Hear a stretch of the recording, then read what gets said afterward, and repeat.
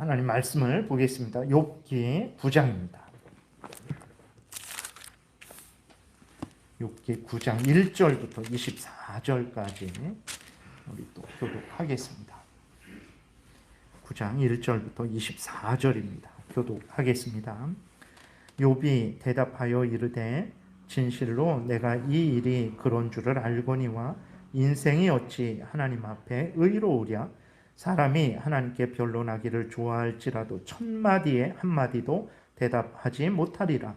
그는 마음이 지혜로우시고 힘이 강하시니 그를 거슬러 스스로 완악하게 행하고도 형통할 자가 누구이랴.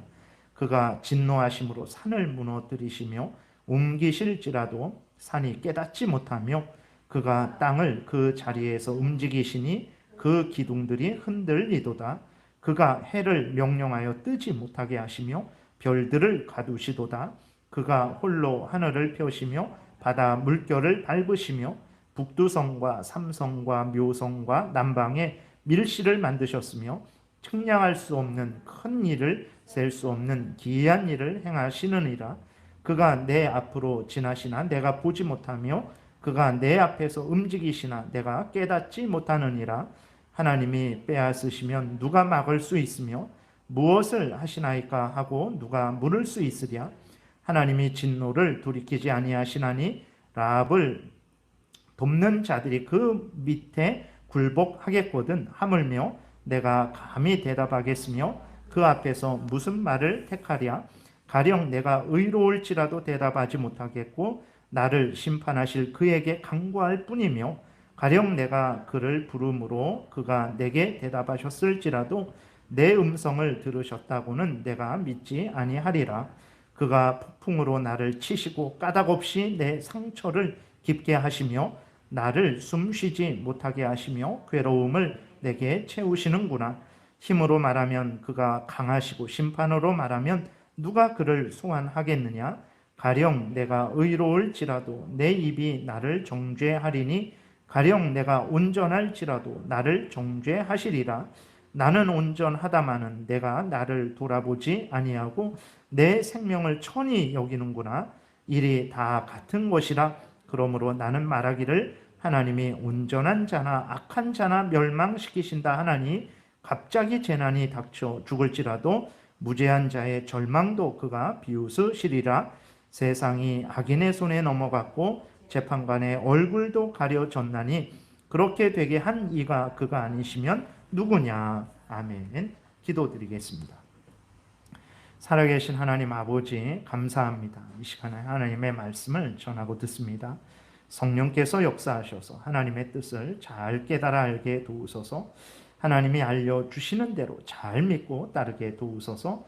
감사드리고 예수 그리스도의 이름으로 기도드렸습니다. 아멘.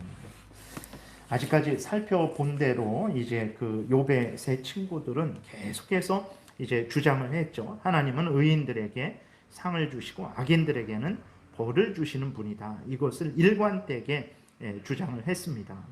이러한 그 욥의 친구들의 주장은 옳은 주장입니다. 그들의 믿음은 옳은 것이죠. 그러나 그 잘못된 것이 무엇입니까? 하나님께서 의인에게 상을 주시고 악인들에게 벌을 주실 때 하나님은 절대 주권자로서 절대 주권적인 하나님의 뜻대로 자유롭게 하나님께서 상 주시고 벌 주신다라는 것을 그 친구들은 이해하지를 못했던 거예요.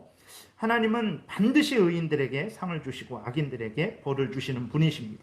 성경 전체가 창세기부터 계시록까지 이 사실을 증거하고 있어요. 그러나 하나님께서 악인들에게 상을 주시는 의인들에게 상을 주시는 방식과 또 상을 주시는 때는 아주 다양하게 나타나고 있어요. 또 역시 악인들에게 하나님이 벌을 주실 때에도 그 벌을 주시는 방식과 벌을 주시는 때도 다양하게 나타나고 있습니다. 왜 이렇게 다양하게 의인들이 상을 받는 그러한 방식과 때가 악인들이 벌을 받는 방식과 때가 다양하게 나타나고 있습니까? 그것은 절대 주권자 하나님께서 하나님의 뜻대로 하나님의 때에 하나님의 방법대로 의인들에게 악인들에게 갚아 주시기 때문인 것입니다. 예를 들어서 그러한 경우를 우리가 이 땅에서 자주 보게 되죠. 하나님을 경외하고 하나님의 명령을 온전히 따르는 경건한 사람인데도 불구하고 이 땅에서는 온갖 고난과 재앙 속에서 생을 마치는 경우가 허다합니다. 이것은 우연한 일이 아닙니다. 잘못된 일도 아니에요. 하나님이 실수하신 것도 아닙니다. 절대 주권자 하나님께서 하나님의 뜻대로, 하나님의 깊으신 뜻대로 하나님이 자유롭게 그 일을 행하시기 때문에 의인임에도 불구하고 이 땅에서 많은 고난과 재난을 당하고 또 일찍 이 땅을 떠나기도 한다라는 것을 우리가 분명히 기억을 해야 됩니다. 물론 그렇게 하나님이 하셨을지라도 하나님이 불의하시냐? 절대 그렇지 않죠. 또 그렇게 의인임에도 하나님을 경외하는 사람이 이 땅에서 많은 고난을 당하고 일찍 세상을 떠났다고 해서 그가 불행하냐? 절대 그렇지 않습니다. 왜 그렇습니까? 하나님께서 이 땅에서는 이 땅의 것들로 갚아주시지 않았지만 하나님이 천국에서 그에게 그가 행한 모든 것들에 대해서 하나라도 잃어버리지 않도록 하나님께서 갚아주시기 때문에 결코 이 땅에서 재앙을 당하고 일찍 떠난 의인에게 손해는 없을 것이라는 것을 우리가 분명히 기억해야 되는 것입니다. 근데 다시 정리를 하면 어쨌든 하나님께서 의인에게는 반드시 갚아주시고 악인에게는 반드시 벌을 주시는데 이제 그 방식과 때는 하나님의 주권적인 방식과 주권적인 정하신 때에 따라서 하나님께서 갚아주신다라는 거죠. 그러한 예를 이제 지난 주일에 우리가 살펴봤던 손양원 목사님의 경우를 예로 다시 들 수 있죠. 물론 우리가 그분의 모든 마음가짐과 언행에 대해서는 모릅니다. 그러나 객관적인 사실만 살펴보더라도 하나님의 귀한 일꾼으로서 이 땅에서 복된 삶을 살아가는 것이 마땅하다라고 누구나 인정할 수밖에 없죠. 그러나 손양원 목사님의 현실은 가장 처절한 고통을 당한 그러한 삶이었죠. 신사참배를 반대해서 손양원 목사님이 감옥에 갇혔을 때 그 하나님을 위해서 하나님 때문에 그 감옥에 갇힌 거잖아요. 그러니까 하나님이 그 손양원 목사님에게 감옥에서 형통케 하시고 요셉처럼 감옥에서 형통케 하시고 또 남아있는 그러한 가족들에게는 하나님께서 정말 그 까마귀를 통해서든지 아니면 다른 사람들을 통해서 아주 풍성하게 채워주셨냐? 전혀 그러한 일이 없었습니다. 손양원 목사님은 감옥에서 정말 죽을 고생을 하셨죠. 그리고 그 감옥 밖에 있는 사모님과 자녀들도 정말 그 생계가 유지되지 않아서 그 아들이 학교를 그만두고 공장에 취직해서 생계를 유지하는 그러한 참으로 처절한 그 비참한 현실의 삶을 살아가야 했습니다. 해방이 이렇게 어렵게 그렇게 서로 감옥에서 또 밖에서 어려운 삶을 살다가 해방이 되었어요. 그래서 손양원 목사님이 감옥에서 풀려났습니다. 하나님을 위해서 큰 고난을 당해서 하나님께서 그 손양원 목사님과 그 가족들에게 갚아주셨습니까? 그러지 않습니다. 해방이 된 이후 3년 후에 여순 반란 사건으로 인해서 두 아들이 반란군에게 이제 살해를 당했어요. 목사님은 두 아들을 살해한 사람들을 용서하고 양아들 삼았습니다. 그런 분이 어디 있겠습니까? 근데 2년 후에 6.25 전쟁 때 공산군에 의해서 잡혀 살해당했어요. 어떻게 이러한 일이 일어나는 것이겠습니까? 하나님이 손양원 목사님을 버리신 것입니까? 손양원 목사님이 저주를 받은 것입니까? 절대로 그렇지 않습니다. 분명한 사실은 하나님께서 하나님의 뜻 가운데 손양원 목사님과 그 가정을 주관하셨다라는 사실이죠. 그리고 하나님은 손양원 목사님을 이러한 방식으로 천국으로 인도하시기를 정하신 것이죠. 손양원 목사님에게 상을 주시되 이 땅에서가 아니고 천국에서 갚아주시기로 하나님이 정하신 거예요. 그렇게 하나님은 절대 주권자로서 하나님의 뜻대로 이렇게 행하시는 분이라는 것을 성경은 내내 증거하고 있는 거죠. 절대 주권자 하나님은 하나님의 기쁘신 뜻대로 어떤 사람에게는 인생을 살아가는데 평안하고 풍랑이 없는 인생을 살게도 하시고 또 어떤 사람에게는 거센 비바람 속에서 정말 하루하루 견디기 어려운 인생을 또 살도록 하나님께서 허락하시기도 하신다라는 거예요. 근데 어떻게 그러실 수 있을까? 하나님은 당연히 그러실 수 있습니다. 하나님은 절대 주권자로서 하나님은 복을 주시기도 하시고 복을 거두어 가기도 하시고 복만 주시는 것이 아니라 화도 주시는 그러한 하나님이심을 성경이 증거하고 있는 것이죠. 친구들의 문제는 이러한 절대 주권자 되시는 하나님에 대한 이해가 전혀 없었던 거예요. 친구들은 하나님의 뜻과 일하심의 깊고 오묘하심을 이해하지 못했습니다. 그저 자신들이 연구해서 아는 대로, 다른 사람들에게 들어서 아는 대로, 어떤 환상을 봐서 아는 대로 그것만 가지고 이제 판단을 한 거예요. 욥의 친구들의 시각으로 손양원 목사님을 보면 어떤 판단을 내리게 됩니까? 분명히 손양원 목사님은 하나님께 무슨 범죄를 저지른 것이다. 그렇지 않고는 저러한 고난을 당할 수가 없는 것이다. 저러한 고난을 당하는 것을 보니까 손양원 목사님이 범죄했든지 아니면 손양원 목사님의 자녀들이 범죄했든지 반드시 저 손양원 목사님과 가족들이 죄를 졌기 때문에 이러한 아주 끔찍한 재앙을 당한 것이다 라고 판단을 할 수밖에 없는 거예요. 그러니까 욥의 친구들의 이러한 판단과 정죄가 그럴 수도 있는 판단과 정죄냐? 절대로 그렇지 않죠. 욥의 친구들의 판단과 정죄는 하나님을 오해했죠. 하나님의 뜻과 하나님의 역사하심을 완전히 왜곡시킨 거예요. 두 번째로는 하나님 앞에서 사람들로 하여금 범죄하게 했죠. 욥의 경우는 어떻습니까? 그러니까 그 욥은 지금 어떤 경우입니까? 욥의 범죄로 인해서 이 재앙을 당하고 있는 경우는 아니에요. 그렇기 때문에 욥을 정말로 위로하고자 한다면 욥으로 하여금 하나님 앞에서 하나님이 욥을 다시 회복시킬 때까지 견딜 수 있도록 욥을 위로하고 또 격려해야 됐던 거예요. 그러나 욥의 친구들은 겨우겨우 견디고 있는 욥으로 하여금 하나님을 오해하게 했고 하나님의 섭리를 견디지 못하게 했죠. 계속해서 욥을 조롱하고 정죄하고 욥을 욕하고 욥의 자식들을 비난해서 욥으로 하여금 겨우 이 재앙 가운데 버티는 하나님을 의지하는 욥으로 하여금 완전히 고꾸러지게 그 친구들이 계속해서 그 결과를 초래하고 있는 거죠. 이러한 욥의 친구들의 잘못은 심히 큰 잘못입니다. 우리들도 이 땅에서 조심해야 될 일입니다. 우리가 하나님을 알 때 내 경험에 근거해서, 내 연구에 근거해서, 사람들이 알려준 것에 근거해서만 알아서는 안 됩니다. 그렇게 되면 반드시 문제가 생기는 거예요.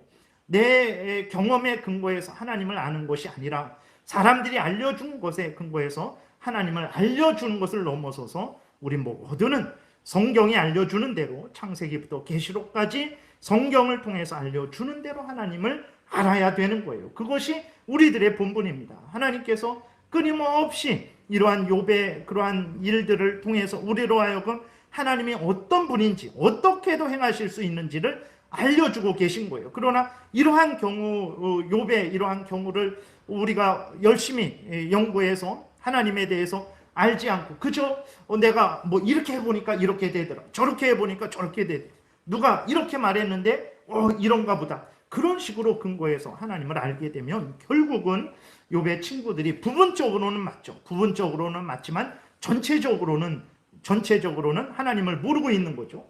섭리에 대해서 부분적으로 맞습니다. 하나님이 의인들에게 상을 주시고 악인들에게 벌 주신다는 거 맞아요. 하나님은 실제로 그렇게 행하시죠. 그러나 전체적으로 일시적으로는 하나님이 악인들을 형통케 하실 수도 있는 거예요. 하나님께서 의인들을 이 땅에서 아주 가장 비참한 처지에 놓이게 할 수도 있는 거예요. 그러한 부분을 이해를 하지 못하는 거죠. 그렇기 때문에 우리가 하나님을 알 때 내 경험에 근거해서, 내 연구에 근거해서, 사람들이 알려준 거에 근거해서, 그것이 설사 어떤 환상을 본 것일지라도 그것들에 근거해서 하나님을 알아서는 안 됩니다. 하나님을 알 때 성경에서 알려주는 대로 창세기부터 계시록을 통해서 우리에게 하나님을 알려주시는 대로 우리는 하나님을 알고 믿어야 되는 거예요. 하나님의 섭리하심에 대해서 말할 때에도 내가 경험한 것에 근거해서, 다른 사람의 경험에 근거해서 만 말해서는 안 됩니다. 물론 많은 도움을 받을 수 있겠죠. 그러나 최종적으로는 성경에서 알려주는 대로 하나님이 역사하신 그러한 다양한 역사를 살펴보면서 하나님이 섭리하실 때에 이렇게도 섭리하시고 저렇게도 섭리하신다는 것을 우리가 분명히 파악을 해야 되는 거예요. 이것이 하나님이 우리에게 원하시는 믿음의 삶입니다. 성경에서 알려주는 대로 하나님을 알고 믿는 것, 하나님의 섭리하심을 이해하고 적용하는 것, 이렇게 해야 하나님에 대해서 오해하지 않게 되고 하나님을 바르게 믿게 되고 하나님을 바르게 전할 수 있게 되죠. 그리고 나 자신에 대해서도 다른 사람에 대해서도 참된 유익을 끼치게 된다는 것을 우리가 분명히 기억해야 되는 것입니다. 오늘날도 그리스도인들이 얼마나 많은 잘못을 범하고 있는지 모릅니다. 누가 아프고 병들면 처음 그리스도인들이 생각하는 것이 무엇입니까? 뭔가 죄를 져서 하나님으로부터 징계를 받는다라고만 생각해요. 물론 뭔가 잘못해서 하나님으로부터 징계를 받아서 재앙을 당하는 경우가 있습니다. 그러나 꼭 그런 것만은 아니죠. 그렇게 하나님께서 범죄한 것에 대해서 책망하시고 깨닫게 하시고 회개케 하시기 위해서 재앙을 주시기도 하십니다. 주세요. 우리들도 잘못했을 때 많은 어려움을, 많은 그러한 고통을 당하잖아요. 그래서 그러한 고난을 통해서 우리가 우리 자신의 죄를 깨닫고 더 철저히 회개하고 하나님께 더 철저히 돌아가게 되는 그러한 일을 하게 되죠. 그러나 하나님께서 그렇게만, 그럴 때만 재앙을 주시는 것은 아니죠. 하나님의 자녀를 연단시키기 위해서, 또 하나님이 하나님의 자녀로 하여금 오직 하나님만을 의지하게 하시기 위해서, 또 하나님의 자녀로 하여금 이 세상에 미련을 두지 말고 천국을 바라보게 하시기 위해서, 그리고 또 하나님이 기쁘신 뜻 가운데 그러한 이유 없이 하나님의 주권적으로 그렇게 고난을 주시기도 하시고, 또 사탄의 공격으로도 고난이 그렇게 우리에게도 있을 수 있는 거죠. 그러니까 하나님께서는 이렇게 어떤 고난을 주실 때에 이렇게 여러 가지 뜻 가운데 우리에게 고난을 허락을 하십니다. 그러면 이렇게 이러한 모든 것들을 고려해서 바르게 판단하고 각각의 상황에 맞게 대응을 해야 되는데, 그저 그 어떤 아주 단편적으로만 재앙을 받으니까 뭔가 죄를 져서 저런가 보다 라고만 판단을 하게 되면 그는 욥의 세 친구들과 똑같은 거죠. 하나님을 오해하는 것이고 고난을 당하고 있는 그 사람, 무죄한 사람을 정죄해서 실족하게 하고 하나님을 바로 믿고 섬기지 못하게 하는 거예요. 그러한 죄에 대해서 예수 그리스도께서 마태복음 18장에 보게 되면 연자맷돌이라는 것은 이렇게 우리나라에서 사용하는 그러한 맷돌 정도가 아니라 이렇게 커서 소가 이렇게 끌고, 나귀나 소가 이렇게 끌면서 이렇게 곡식을 빻는 그러한 아주 큰 맷돌입니다. 그 맷돌을 목에 물고 바다에 빠지는 것이 낫다라고까지 하신 그러한 말씀을 우리는 깊이 생각을 해야 되는 것입니다. 그리고 또 우리 그리스도인들임에도 불구하고 누가 형통하고 세상적으로 성공하면 그것이 하나님께서 잘해서 복을 받는 것으로만 생각을 하죠. 그러나 우리가 자세히 다시 살펴보게 되면 온갖 악을 저질러도 형통하고 성공하는 사람들이 얼마나 많습니까? 그러니까 욥의 친구들의 그러한 관점으로, 그러니까 자기들이 연구해보고 생각해보고 들어서 환상을 통해서 보니까 이런 하나님이고 이렇게 역사하신다라고만 생각하게 되면 완전히 자신에 대해서, 다른 사람에 대해서, 또 하나님에 대해서 잘못 알게 되고 잘못 판단하게 되고 잘못 적용하고 잘못 행동을 하게 되는 거죠. 하나님의 영광을 가리게 되고 정말 이렇게 신앙생활 잘하고 있는 사람을 실족하게 만들기도 하고, 또 지금 죄를 회개해야 되는데 형통하니까 저 사람은 하나님께 은혜를 받나 보다 해갖고 또 정작 책망해야 될 사람은 책망하지 않아서 오히려 더 범죄하게 하는 잘못된 결과를 초래하게 되는 것입니다. 그러니까 욥의 친구들은 그러한 잘못을 범했던 거예요. 그래서 이제 오늘 본문에 보게 되면 욥은 친구들에게 이러한 하나님의 절대 주권과 섭리하심에 대해서 깨달아 알라고 이제 책망을 합니다. 그래서 먼저 욥은 친구들의 말, 하나님은 악인에게 상을 주시고 의인에게 상을 주시고 악인에게 벌을 주신다라는 것에 대해서 자신도 분명하게 알고 있다라고 이렇게 말을 해요. 1절부터 오늘 본문 4절에 보게 되니까 이렇게 기록이 되어 있죠. 욥이 대답하여 이르되 진실로 내가 이 일이 그런 줄을 알거니와 인생이 어찌 하나님 앞에 의로우랴. 그래, 나도 안다. 하나님께서 의인에게 상을 주시고 악인에게 벌을 주신다라는 거 나도 안다. 그리고 인간은 하나님 앞에서 의롭지 못하라는 거 나도 안다. 이렇게 말을 하는 거죠. 3절에 보게 되니까 사람이 하나님께 변론하기를 좋아할지라도 하나님과 논쟁하고 싸우고자 할지라도 첫마디에 한마디도 대답하지 못하리라. 왜 그렇습니까? 4절에 그는 하나님은 마음이 지혜로우시고 힘이 강하시니 그를 거슬러 스스로 완악하게 행하고도 형통할 자가 누구냐. 내가 하나님은 정말 힘이 강하시고 지혜로우시고 모든 인간들의 심령과 폐부를 찔러 쪼개어 숨은 모든 것들을 드러내시는 그런 하나님이라는 것 나도 안다.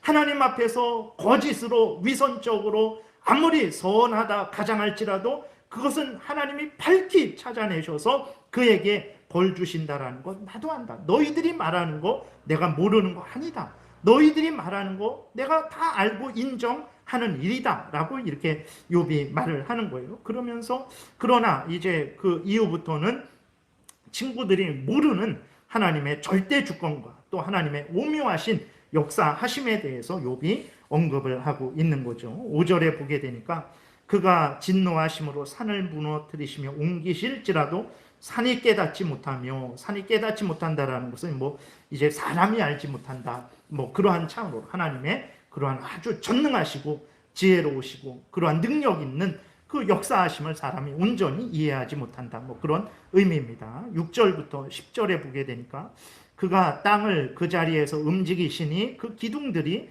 흔들리도다. 그가 해를 명령하여 뜨지 못하게 하시며 별들을 가두시도다. 그가 홀로 하늘을 펴시며 바다 물결을 밟으시며 북두성과 삼성과 묘성과 남방의 밀실을 만드셨으며 측량할 수 없는 큰 일을 셀 수 없는 기이한 일을 행하시느니라.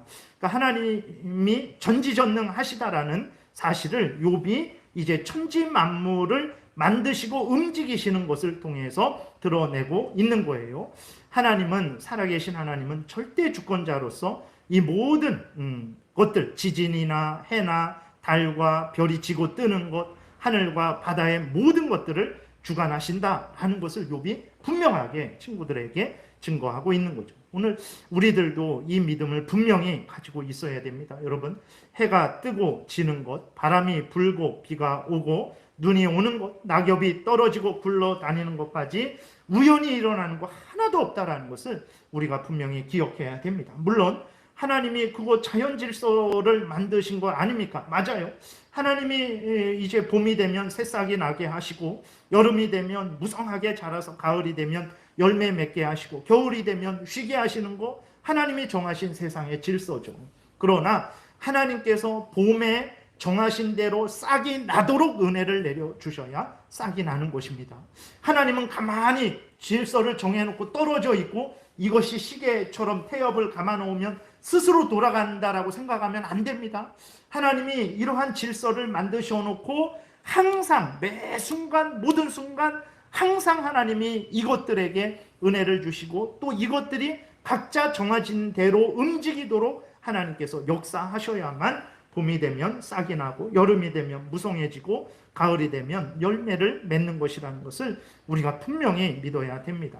오늘 해가 뜬 것, 오늘 해가 진 것 우연한 일 아닙니다. 살아계신 하나님께서 그 모든 것들을 주관하고 다스리셔서 해가 뜨도록 하신 것이고 해가 지도록 하신 것이고 달이 뜨도록 하신 것이고 별이 뜨도록 하신 것이라는 것을 우리가 분명히 기억을 해야 되는 것입니다. 그러니까 하나님을 믿고 섬기는데 이런 것들은 그냥 자연적으로만 돌아가는 것으로, 스스로의 힘으로 돌아가는 것으로 생각을 하는데 절대 그렇지 않습니다. 우리가 오늘 식사를 해서 이렇게 소화가 돼서 우리가 힘을 얻는 것도 우연히 저절로 되는 것 아닙니다.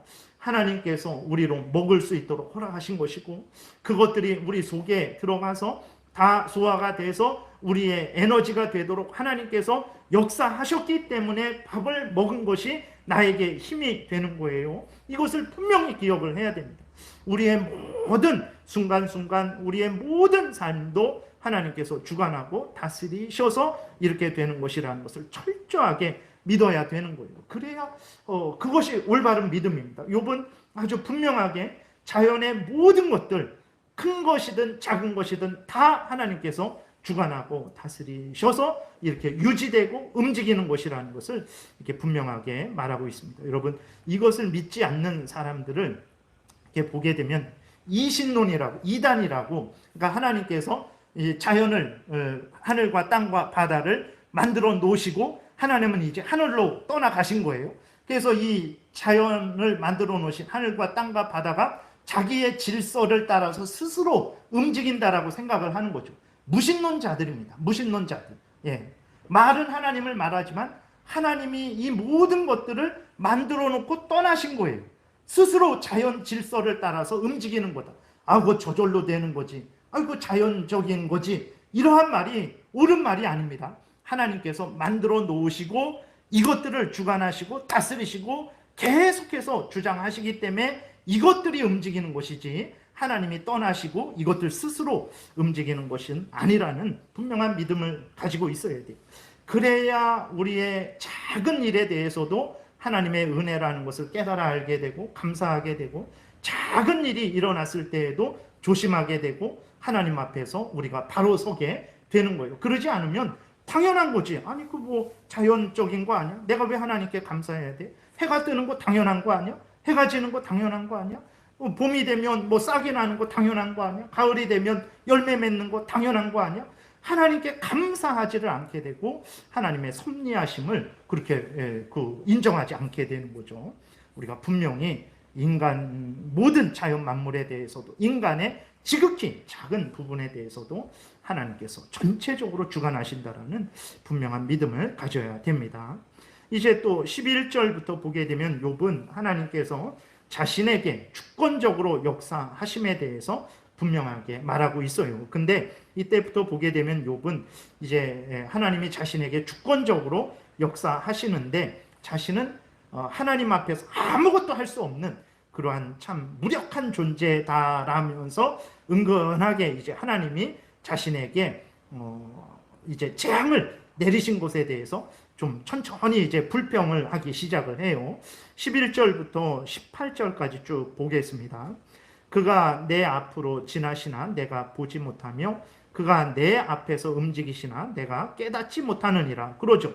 하나님께서 우리들도 마찬가지입니다. 하나님께서 우리 앞에 계시고 우리를 주장하고 우리를 다스리시는데 우리는 그게 너무나 모든 것이 하나님의 역사 가운데 되니까 우리는 그것을 깨달아 알지 못하고 인식하지 못하는 거죠. 12절부터 보니까 이제 은근히 하나님의 절대 주권에 대해서 말하면서도 하나님의 그 절대 주권을 가지고 자신에게 괴롭게 하신다 이러한 투로 불평을 해요. 12절 하나님이 빼앗으시면 누가 막을 수 있으며 무엇을 하시나이까 하고 누가 물을 수 있으랴. 하나님이 진노를 돌이키지 아니하시나니 라합을 돕는 자들이 그 밑에 굴복하겠거든. 하물며 내가 감히 대답하겠으며 그 앞에서 무슨 말을 택하랴. 가령 내가 의로울지라도 대답하지 못하겠고 나를 심판하실 그에게 간구할 뿐이며 가령 내가 그를 부름으로 그가 내게 대답하셨을지라도 내 음성을 들으셨다고는 내가 믿지 아니하리라. 그가 폭풍으로 나를 치시고 까닭없이 내 상처를 깊게 하시며 나를 숨쉬지 못하게 하시며 괴로움을 내게 채우시는구나. 이렇게 욥이 탄식을 합니다. 그러니까 욥이 하나님은 절대 주권자다. 이게 친구들에게 이제 그들의 잘못을 책망을 하는 거예요. 그러면서 하나님은 절대 주권자로서 하나님은 기쁘신 뜻대로 자유롭게 행하시는 분이다. 그러면서 하늘과 땅과 바다의 그 모든 것들을 주장하시는 것을 너희들이 봐라. 그리고 우리 인간들에게 하나님이 행하시는 것을 봐라 하면서 이야기하면서 이제 그 하나님이 절대 주권자로서 행하시는데 자기는 의로운데 자기에게 너무 심하게 하나님이 자기를 치시고 까닭없이 상처를 내시고 숨쉬지 못하게 하시고 괴로움을 채우신다. 이렇게 불평하면서 하나님의 절대 주권을 드러내고 있는 거예요. 욥의 이러한 말은 하나님을 부인하고 저주하는 차원은 아닙니다. 하나님의 자녀된 자로서 아버지 되신 하나님, 주권자 되신 하나님을 향한 불평이에요. 물론 인간으로서 항상 감사하고 항상 하나님을 경외해야 되죠. 그러나 인간인지라 심한 고난을 당하게 되면 하나님을 향해서 불평하고 원망을 하는 거죠. 그러니까 어쩔 수 없는 인간의 한계입니다. 그럼에도 불구하고 욥은 하나님이 자신의 하나님이고 자신이 모든 일들은 하나님의 주권 하에서 되어진 일이고 이 해결도 오직 하나님만이 하실 수 있다는 것을, 하나님의 뜻대로 행하셔야만 해결될 수 있다는 것을 철저하게 믿는 가운데 이러한 불평을 한 거예요. 그 다음에 또 이제 보게 되면 욥은 하나님 앞에 맞서지 않을 것이라고 말해요. 당연하죠. 인간이 하나님 앞에 맞설 수는 없죠. 그러나 이제 또 이렇게 하면서 이제 하나님은 절대 주권자고 자신은 그냥 연약한 피조물인데 하나님이 자신을 괴롭히게 하는데, 근데 하나님은 절대 주권자 하나님이시기에 자기가 아무것도 할 수가 없다라고 하면서 은근히 약간 이렇게 하나님을 향해서 화가 나 있는 상태에서 말을 하고 있는 거예요. 19절부터 21절까지 보게 되니까 이렇게 말합니다. 힘으로 말하면 그가 강하시고 심판으로 말하면 누가 그를 소환하겠느냐. 다 맞는 말이죠. 그렇죠. 21절 나는 온전하다마는 내가 나를 돌아보지 아니하고 내 생명을 천히 20절 가령 내가 의로울지라도 내 입이 나를 정죄하리니 가령 내가 온전할지라도 나를 정죄하시리라. 나는 온전하다마는 내가 나를 돌아보지 아니하고 내 생명을 천히 여기는구나. 그러니까 하나님은 절대 주권자 되시고 지극히 거룩하시기 때문에 그 어떤 인간도, 온전하다라고 생각하는 그 어떤 인간도 하나님 앞에 설 수 없다라는 거예요. 그것을 말하면서 은근하게 또 자기는 온전하지만 하나님이 절대 온전하지만 하나님께서 자기를 괜시리 괴롭힌다라고 이제 불평을 하고 있는 거죠. 이러한 불평은 이제 앞에서도 말씀드렸지만 하나님을 저주하고 떠나려는 그런 불평이 아닙니다.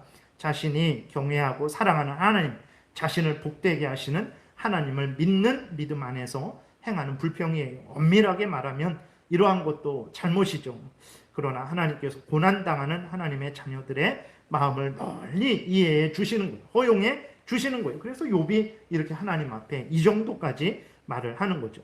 이제 욥은 친구들의 주장, 의롭고 선한 자들은 이 세상에서 언제나 형통하며 비참하고 환난 속에 있는 자들은 단지 악인들 뿐이라는 친구들의 주장에 대해서 반박을 해요.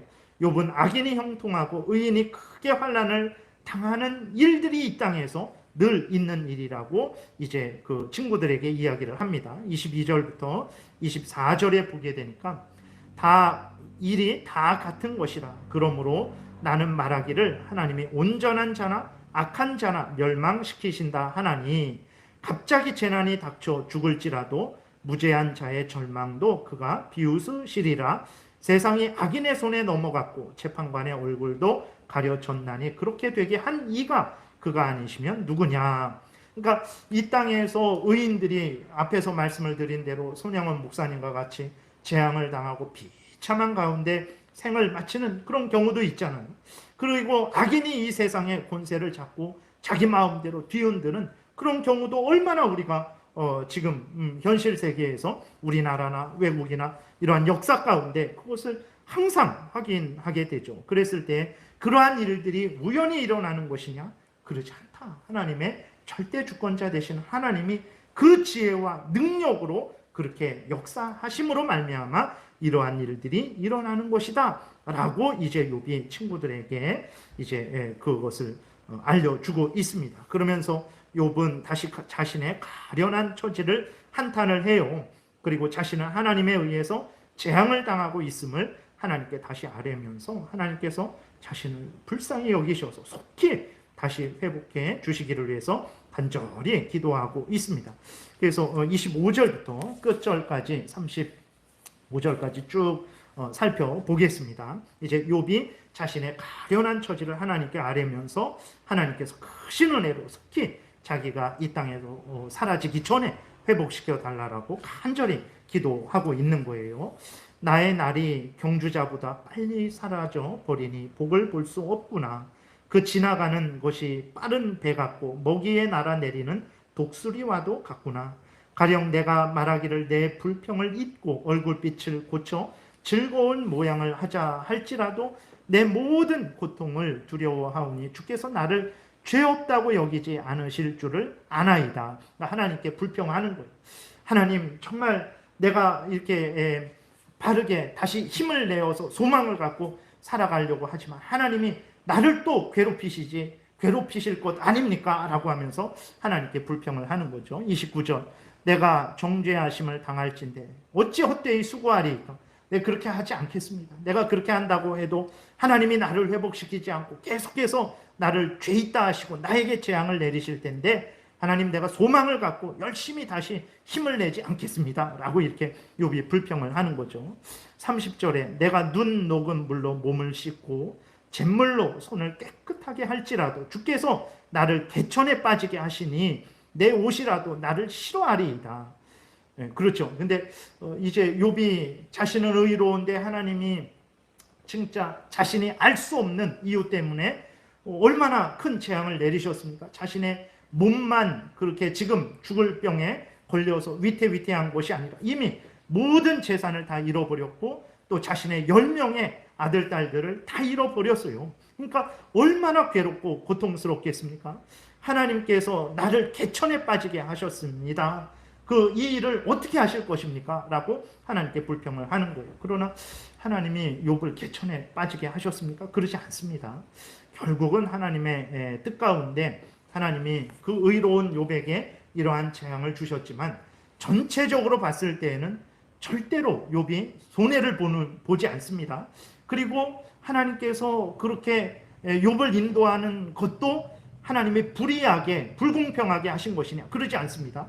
하나님 자체가 진실하시고 의로우신 분이시고 하나님의 말씀과 행동도 진실하고 의로우신 분이에요. 그래서 욥은 하나님이 자기를 의로운데도 정죄하신다. 그리고 자기를 개천에 빠뜨리셨다라고 이렇게 말을 하지만 실제로 하나님이 욥이 의로운데 정죄하시지 않았어요. 그리고 하나님은 욥을 개천에 빠뜨리지 않았습니다. 물론 재앙을 주셨지만 욥에게 그렇게 불의하게 아주 진실되지 못하게 불공평하게 그렇게 하나님이 역사하신 것은 아니라는 것을 우리가 기억해야 됩니다. 이것은 이제 욥이 너무 괴롭고 힘드니까 하나님 앞에 불평을 하는 거예요. 32절에 하나님은 나처럼 사람이 아니신즉 내가 그에게 대답할 수 없으며 함께 들어가 재판할 수도 없고 우리 사이에 손을 얹을 판결자도 없구나. 아주 욥이 하나님 앞에 이제는 어떤 선을 넘은 거죠. 자기가 인간이라면 따지겠는데 하나님이라서 내가 따질 수도 없고 정말 하나님과 자기 사이에 어떤 존재가 하나님이 옳다 그르다 욥이 옳다 그르다 말해줄 수 있겠습니까? 그러니까 자기가 너무 답답하고 어찌할 수 없구나 하면서 막 이렇게 불평을 하는 거예요. 그래서 참 욥이 그렇게 이것은 옳지 않은 그러한 마음과 태도죠. 하나님께서 그럼에도 불구하고 불쌍히 여기시고 욥의 입을 막지 아니하시죠.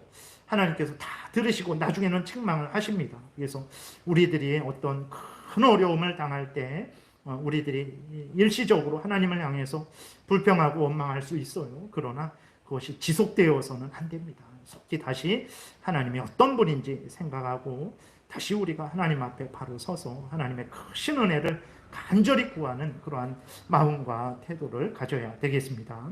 34절에 보게 되면 주께서 그의 막대기를 내게서 떠나게 하시고 그의 위엄이 나를 두렵게 하지 아니하시기를 원하노라. 그리하시면 내가 두려움 없이 말하리라. 나는 본래 그렇게 할 수 있는 자가 아니니라. 라고 이렇게 기록하고 있습니다. 자신이 이렇게 하나님께 불평을 하지만 그러니까 욥은 여전히 하나님을 철저하게 믿고 있었던 거예요.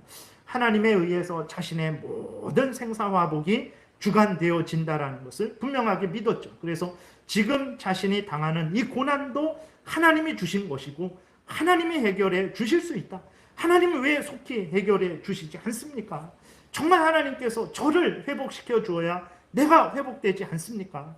살아계신 하나님, 빨리 속히 저를 회복시켜 주옵소서.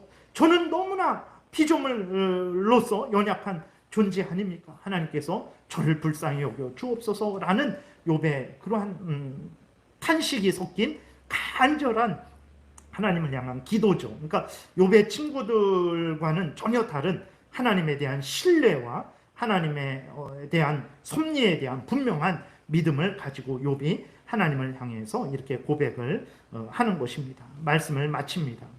욥기를 통해서 또 이 성경을 통해서 모든 인류 역사를 통해서 특별히 이 성경, 특별 계시인 성경을 통해서 하나님이 증거하는 것은 무엇입니까? 하나님이 어떤 분이신지를 드러내고 있어요. 하나님의 뜻이 무엇인지를 분명하게 드러내고 있습니다. 그래서 하나님이 성경에서 알려주는 대로 하나님을 믿고 하나님의 뜻을 알고 따라서 살아갈 것을 하나님께서 알려주고 계신 거예요. 왜 그렇습니까? 이것이 가장 중요하기 때문에 그렇습니다. 성경에서 알려주는 대로 하나님을 믿고 따를 때 하나님의 영광이 가장 드러나게 되는 것이죠. 그리고 성경에서 알려주는 대로 하나님을 믿고 따를 때 자기 자신이 가장 이제 복된 삶을 살아가게 되는 거예요. 그 현실적으로 고난이 있던 없던 간에 하나님이 성경을 통해서 알려주는 대로 믿고 따를 때 고난 속에 있을 때에 올바르게 그 고난을 우리가 대처하게 되고 또 어떤 평안하고 복된 가운데 있을 때에 그 가운데에서도 교만하지 않고 하나님을 경외하고 의지하게 되는 것이고 성경에서 알려주시는 대로 하나님을 믿고 따를 때 이웃에 대해서도 가장 바르게 유익을 끼칠 수 있는 거죠. 성경에서 알려주는 대로 하나님을 이웃에게 소개해주고 성경에서 알려주는 하나님의 뜻대로 이웃에게 하나님의 뜻을 알려줄 때 그 이웃이 가장 유익하게 되는 거예요. 그런데 성경에서 알려주는 대로 하나님을 믿지 않고 하나님의 뜻을 알지 않고 자기가 경험한 대로 자기가 생각한 대로 들어서 아는 대로 눈에서 보아서 아는 대로 하나님을 믿고 하나님의 뜻이 이것이다 라고 생각하게 되면 자기도 복되지 못하게 되는 거죠. 그리고 그 자기가 개인적으로 경험과 연구 자기의 이성에 따라서 알고 있는 대로 이웃에게 하나님은 이런 분이야, 하나님의 뜻이 이거야 라고 그렇게 알려줬을 때 이웃이 가장 복된 그러한 삶을 살아가게 됩니까? 친구들이 성경에서 알려주는 대로 하나님과 하나님의 뜻, 섭리에 대해서 바르게 알지 못함으로 인해서 그 고난 가운데 있는 욥은 지금 그 고난의 친구들의 조롱과 핍박으로 인해서 정말 더 이상 견디지 못하는 그러한 아주 힘들고 어려운 그러한 상황에 더 처하게 된 것이죠.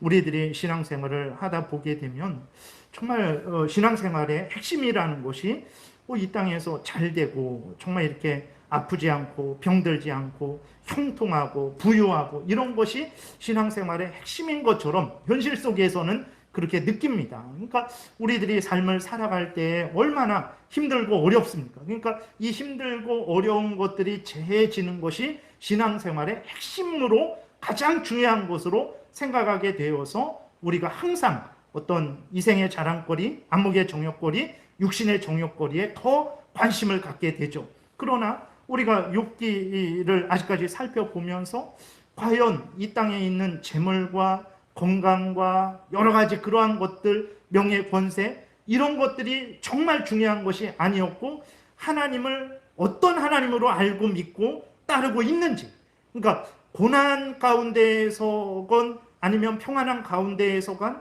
가장 중요한 것은 성경에서 알려주는 대로 하나님을 믿고 하나님의 뜻을 따라서 살아가는 것, 그것이 고난 가운데 있는 사람을 살리는 거예요.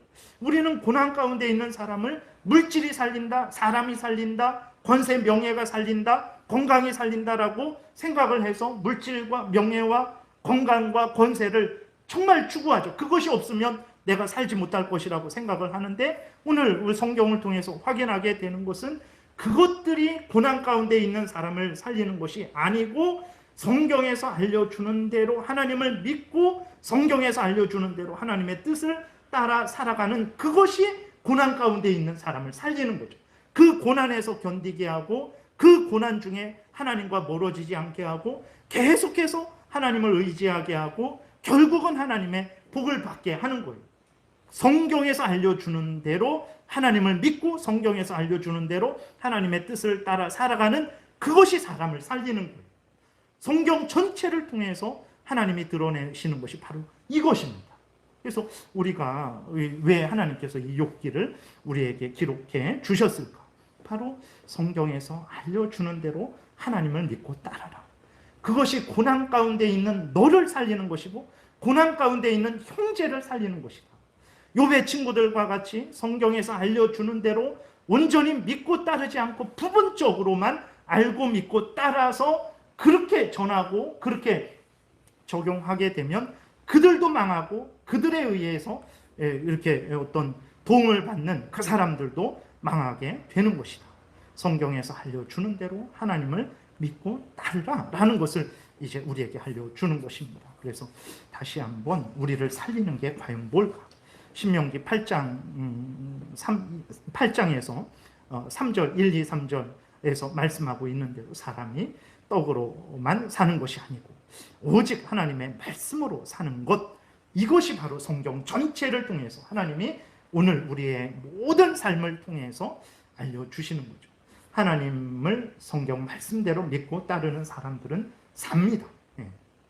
그러나 아무리 세상 부귀영화를 많이 가지고 있고 정말 100살, 1000살까지 살 정도의 건강한 힘을 가지고 있을지라도 성경대로 하나님을 믿고 따라 살지 않으면 그는 70년, 80년 후에 죽어서 영원히 죽게 되는, 영원히 지옥에 떨어지는 그러한 형벌을 받게 되는 거죠. 여러분들 가장 중요한 것은 성경에서 알려주는 대로 하나님을 믿고 따르는 거예요. 이것이 나를 살리고 우리 가족을 살리고 이웃을 살리고 나라를 살린다는 것을 굳게 믿고 성경에서 알려주는 대로 하나님을 믿고 따르는 우리 모두가 되어야 되겠습니다. 기도드리겠습니다. 살아계신 하나님 아버지 감사합니다. 우리들은 무지하고 무능합니다. 내가 생각한 것이, 내가 경험한 것이, 내가 판단한 것이 전부인 줄 알고 그렇게 따라 살아가기를 원하고 다른 사람들에게 그렇게 전합니다. 하나님, 그렇지 않음을 늘 우리에게 깨달아 알게 하소서. 성경에서 알려주시는 대로 믿고 따르는 것이 내가 살고 가족이 살고 우리 나라가 살고 온 세상이 살게 되는 유일한 길이라는 것을 확신케 하셔서 범사에 항상 성경에서 알려주는 대로 생각하고 말하고 행하는 복된 삶을 살게 도우소서. 예수님 이름으로 기도드렸습니다. 아멘.